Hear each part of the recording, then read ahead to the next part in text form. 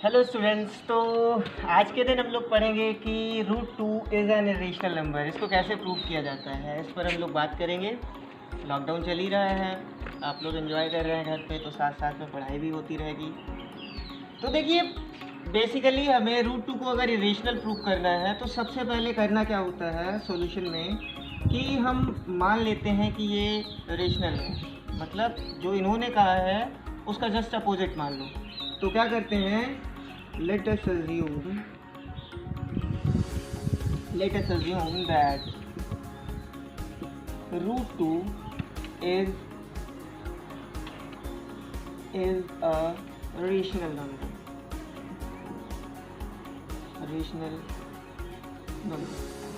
अब आप याद रखिएगा, कभी भी कैसा भी सवाल अगर आपका यहाँ पे रूट 2 ना हो के रूट 3 हो जाता है, रूट 3 को आपको इरेशनल प्रूव करना, या रूट 5 को इरेशनल प्रूव करना, या रूट 7 को इरेशनल प्रूव करना, हर केस में आपको यही टेक्निक लगानी है। तो मतलब आपको करना क्या है, एक बार सिर्फ इस कॉन्सेप्ट को देखते जाना है और उसके बाद हर सवाल के लिए सिर्फ एक ही मेथड आपको अप्लाई करते रहना।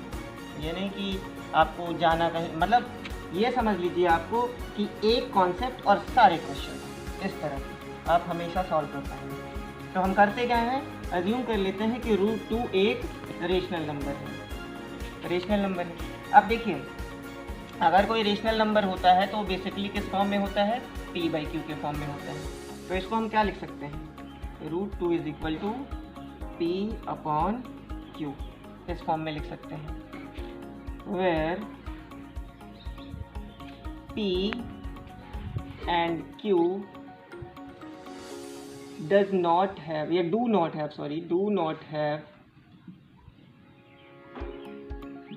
have any factor other than 1।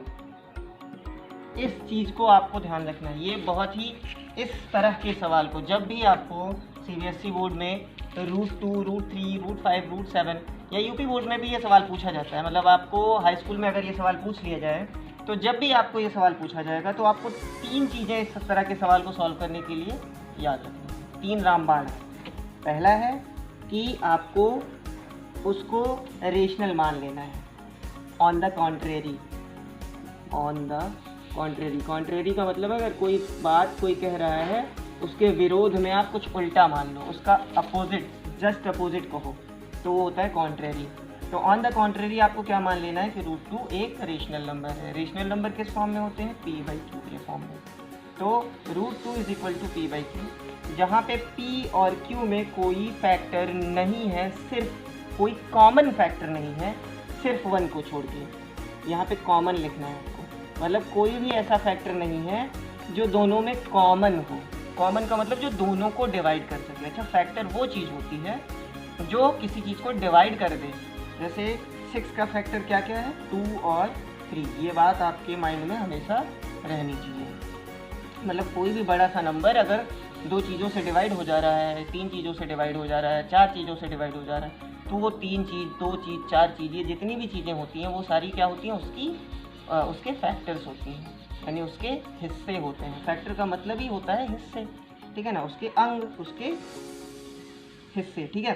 तो अगला क्या टॉपिक होगा, तो इस तरह से अगर हम देखें तो root 2 is equal to p/q हमने ले लिया है, जहाँ पे p और q में कोई भी फैक्टर नहीं है 1 को छोड़ के। अब इसके अपॉन में हमें 1 मान लेना है और कर देना है दोनों को क्रॉस मल्टीप्लाई। क्रॉस मल्टीप्लाई आप जानते हैं, कैची गुड़ा। तो p का 1 से मल्टीप्लिकेशन हो जाएगा p and that is equal to root 2q, ठीक है।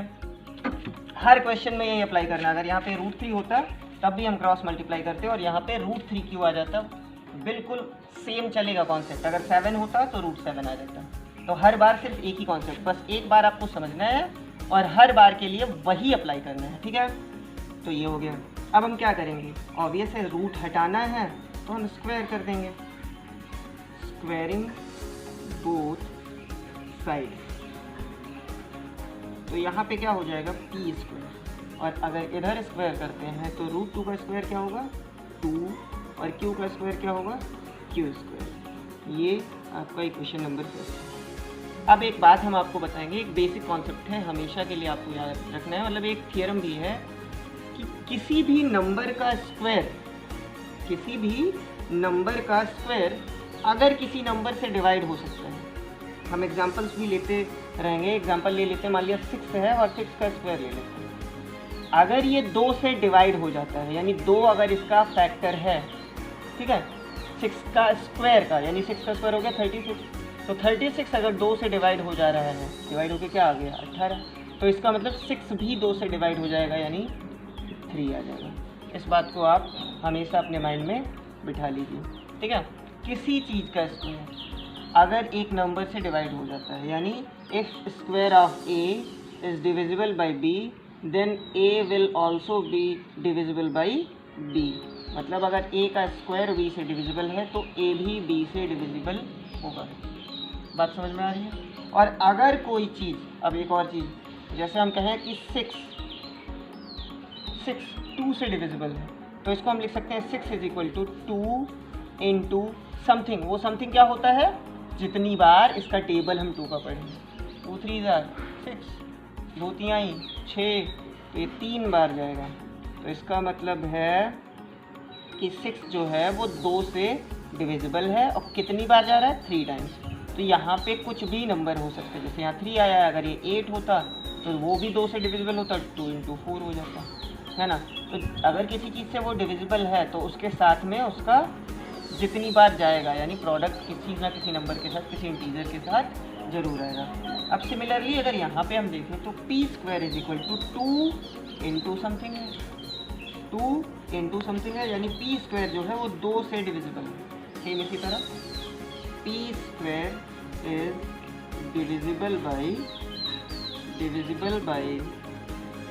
Divisible by 2। और मैंने एक बात बताई थी कि अगर किसी चीज़ का स्क्वायर किसी नंबर से डिविजिबल है तो वो नंबर भी उस नंबर से डिविजिबल होगा। यानी अगर p का स्क्वायर 2 से डिविजिबल है तो p is also divisible by 2। और एक बात बताई थी कि जैसे अगर 6 2 से डिविजिबल है तो 6 को हम क्या लिख सकते हैं, 2 इंटू समथिंग। तो इसका मतलब p अगर 2 से डिविजिबल है तो हम p को लिख सकते हैं 2 इंटू समथिंग। समथिंग का मतलब कोई भी इंटीजर। तो हम यहाँ पे एक इंटीजर ले लेते हैं m, यानी p की वैल्यू हम क्या ले सकते हैं 2m। तो यहाँ पे सिर्फ 3 कॉन्सेप्ट अप्लाई हुए हैं। पहली बार जो नंबर, मतलब पहली बात हुई जो नंबर हमने लिया था √2, जिसको हमें रेशनल प्रूव करना था, तो उसको ऑन द कॉन्ट्रेरी आपने क्या ले लिया, रेशनल ले लिया, उल्टा ले लिया। रेशनल लिया, उसको p/q के फॉर्म में लिखा, क्रॉस मल्टीप्लाई किया और हमें ये इक्वेशन मिल गया, ठीक। आफ्टर दैट दोनों तरफ स्क्वायर कर दिया, हमें मिल गया कि पी स्क्वायर 2 से डिविजिबल। अगर यहाँ पे √3 होता तो 3 से डिविजिबल, अगर √7 होता तो 7 से डिविजिबल आ जाता। बात समझ में। अगर डिविजिबल है p का स्क्वायर 2 से तो p भी 2 से डिविजिबल होगा, और p अगर 2 से डिविजिबल है तो उसको हम लिख सकते हैं 2 से है तो 2 इंटू समथिंग, वो जितनी बार जाएगा। या 3 होता तो 3 इंटू समथिंग। समझ में आ रहा है, 2 इंटू समथिंग मतलब कुछ बार, जितनी बार जाएगा। तो p is equal to 2 into m। अब इस वैल्यू को उठा के इस वाले इक्वेशन में हम लोग पुट कर देंगे। इस वैल्यू को p की हम इस इक्वेशन में क्या कर देंगे, रख देंगे। और उसको रखने पे आपका लगभग काम हो जाएगा, बस एक स्टेप और बचा हुआ है फिलहाल, क्योंकि बोर्ड भर चुका है। तो हम क्या करेंगे, इसको यूज करेंगे।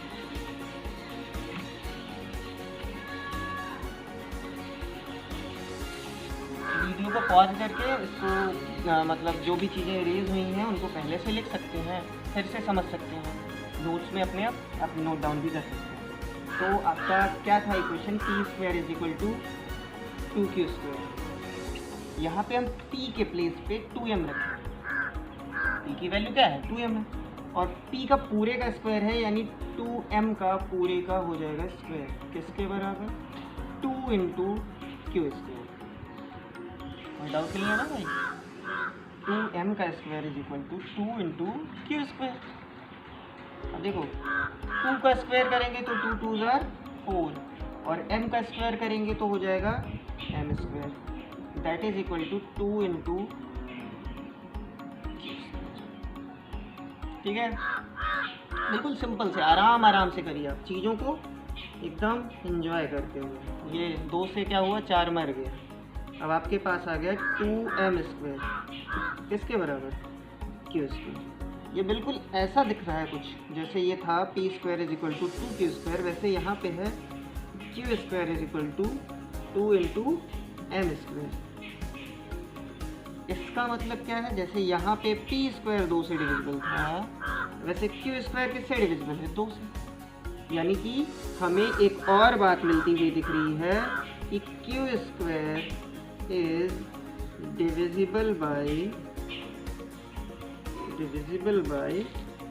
2।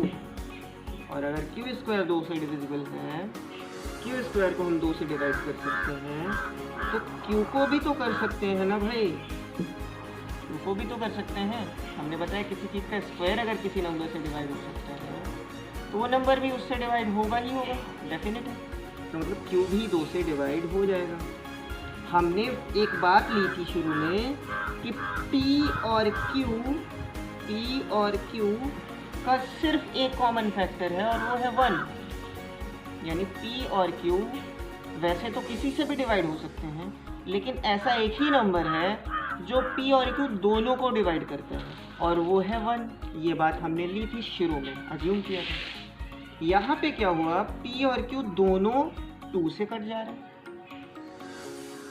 बात समझ में आ रही है, p और q दोनों 2 से कट जा रहे हैं। इसका मतलब ये हुआ कि p और q का एक कॉमन फैक्टर हो गया 2, और जिससे हमने जो अज्यूम किया था, हमारा अजम्पशन क्या हो गया, गलत हो गया। तो इसका मतलब अब हम क्या लिखेंगे, now p and q both have common factor 2। ठीक है, अब इससे क्या हुआ, इससे एक कंट्रडिक्शन भी है, तो हम उसको भी लिखेंगे। अच्छा, अब बाकी सारा काम लिखने का है, तो उन लिखने वाली चीज़ों को आपको याद करना पड़ेगा। मतलब आप खुद से भी लिख सकते हो या डायरेक्टली आप प्रूव कर सकते हो कि this contradict the fact, this contradict the fact that p and q do not have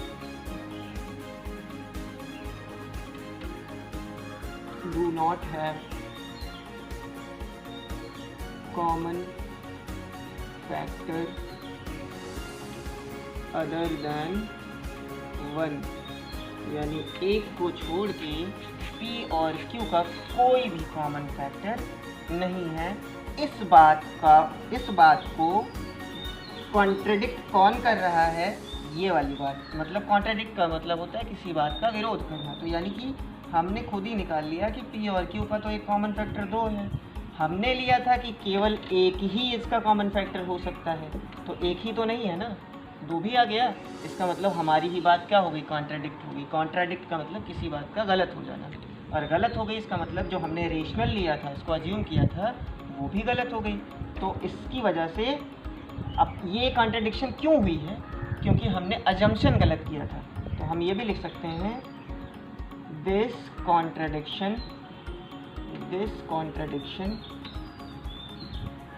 arisen because of our wrong assumption। मतलब ये है कि ये कंट्रडिक्शन क्यों हुई, हमारी गलत अजम्पशन की वजह से। अजम्पशन का मतलब होता है जो हमने गलत मान लिया था कि p और q का सिर्फ एक कॉमन फैक्टर है 1, वो गलत हो गया। तो ये कंट्रडिक्शन हमारे गलत अजम्पशन की वजह से हुआ है। एक और बात हमने अज्यूम किया था कि √2 क्या है, रेशनल नंबर है। तो दोनों अजम्पशन हमारे गलत हो गए और इस वजह से ये कंट्रडिक्शन यहाँ पे अराइज हुआ है। ठीक है, स्पेलिंग आपको ना समझ में आए तो थोड़ा सा आप लोग देख लीजिए। ठीक है, तो ये भी आपको this contradiction arisen because of our wrong assumption, मतलब कि ये जो हमने गलत माना था इस वजह से ये कंट्राडिक्शन हुई है। सो वी कैन से या सो वी कंक्लूड, यानी हम लोग पहुँचे हैं एक नतीजे पे। कंक्लूजन जानते हैं ना, नतीजा, तो कंक्लूड मतलब so we can conclude that root 2 is an irrational number. ठीक है, तो ये आपका एक क्वेश्चन हो गया है। इस तरह के एक सवाल बोर्ड में बेसिकली ज़रूर पूछा जाता है 2 से 3 नंबर का, तो आप लोग ध्यान से देख लीजिएगा। इससे ही रिलेटेड एक और क्वेश्चन होता है, जैसे कि 4 + 3 √5 is an irrational number prove करने के लिए, या 3 + 7 √6 ऐसा कुछ करके, तो उसके ऊपर भी एक वीडियो हम आपको प्रोवाइड करवा देंगे। फिर आप लोग को और भी ऐसे मतलब जो भी बोर्ड में जिस तरह के क्वेश्चन सबसे ज़्यादा पूछे जाते हैं उससे रिलेटेड कुछ वीडियोज़ आपको हम लगातार रोज़ देते रहेंगे। आप लोग पढ़ाई करते रहिए, लॉकडाउन का आनंद लीजिए, घर पे नई रेसिपीज़ ट्राई करिए, घर से बाहर मत निकलिए, और अपने हाथ वगैरह रोज़ धोते रहिए। फिर मिलते हैं अगले वीडियो में। Have a good day.